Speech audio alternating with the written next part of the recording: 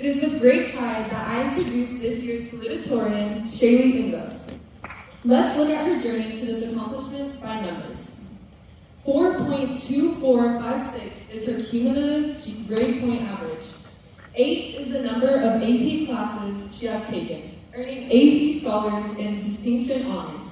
8 years is the number of years here in Korea. 5 is the number of schools she has attended. 2 is the number of times Shaylee has moved. For next year, Shaylee plans to pursue her post-secondary education at Pasadena City College in California, where she will study kinesiology and play volleyball, then transfer to a 4-year university.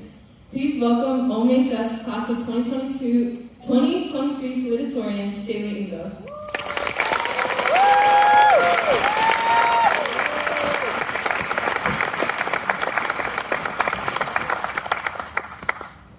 Hello everyone, I'm Shaylee, and if you don't know who I am, I'm sure you're bound to at least recognize one of my family members. My younger siblings are Shania, Shaden, and Sherilyn. If you know someone with an SHA and their last name is Ingos, that's us. Congratulations to the class of 2023 for everything you've accomplished, not just as scholars, but athletically, in community service, and in personal growth. I'd also like to thank our teachers for shaping us into academic weapons. Okay, but seriously, none of us would have made it today without your guys' support.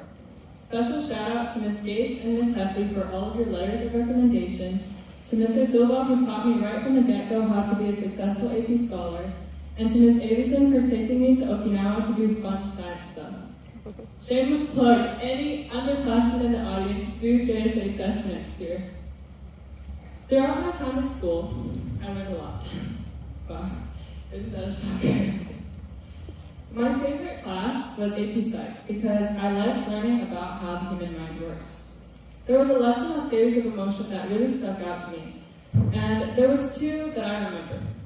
So the first one is the Cannon-Bard theory, and it states that your emotions cause physical reactions. So basically, if you feel sad, you start crying. That seems logical, right? It makes sense. The second theory was the James Lange theory. This theory says that you start experiencing physical changes and then you feel the emotion. So for example, you start crying and that's why you're feeling sad. So this theory was weird and I decided to test it out for myself. My goal was to use this theory to feel happier. Senior year hit me with a bunch of unexpected roadblocks. I mean, this is the second time this year I have to use a wheelchair, so that's great. Anyone who knows me knows that I love volleyball. So the first time I got injured, when I got hurt, my left ankle, within 2 weeks of volleyball season, I was absolutely devastated. If I took a step back and put my injury in perspective, it wasn't that bad. I was able to walk again after 8 weeks, and I didn't need surgery, nothing was broken. But I also had my parents, who were the coaches, so I was glad to have that built-in support system. The 2 of them have transformed the OSUM volleyball program since I was a freshman with their love for the sport, the kids, and spamming beats. They've also been involved with softball for the past few years, and I am who I am because of them. But none of that mattered to me in the moment because it didn't change the fact that I was still missing out on my favorite part of being in high school. So I lost my appetite, I fell asleep in class, that cost me the only B I've ever gotten in high school, by the way, sorry Mr. Allen. But after allowing myself to feel those negative emotions for a while, I realized I couldn't live like that anymore because I still wanted to be the captain that my teammates deserved. So I decided to start living by a new motto to combat that, and that motto is smile at the little things.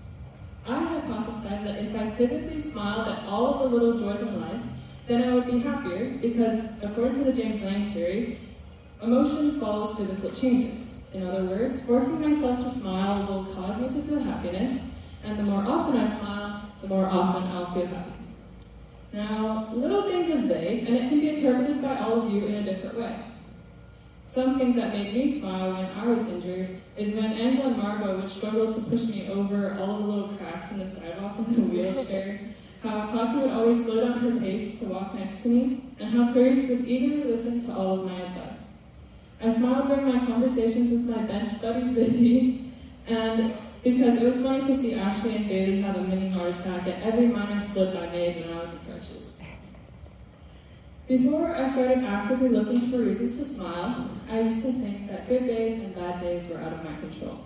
If nothing extraordinary happened, aka like 90% of the time, then I believed it was a bad or boring day. But the point of smiling at the little things is to appreciate the ordinary days. There are so many good things in our ordinary lives that we'll miss if we just classify it as unimportant. Ordinary life is worth appreciating because of the people we spend our time with. ONHS gives me and all of us the opportunity to meet people from all over the United States and people who have lived all over the world. I still keep in touch with my middle school friends, Razi, Nevea, and Abby. And Razi's in the audience today. She surprised me earlier today. I met two of my current best friends when I was a 5th grader when I first moved here. Both of them left me, and 2 of them are also here today. So Ben and Aisha, I'm so happy that we became close in this past year. And quarantine era would have been so lonely without my neighbors/Bowden sisters, Naomi and Abby. And to Angela and Stefan, I genuinely don't know how I would survive without you guys. So to my classmates, I hope you all try to smile at the little things as you go through this tough transition in your life. There are so many changes happening, and it's all very overwhelming, I know, from personal experience.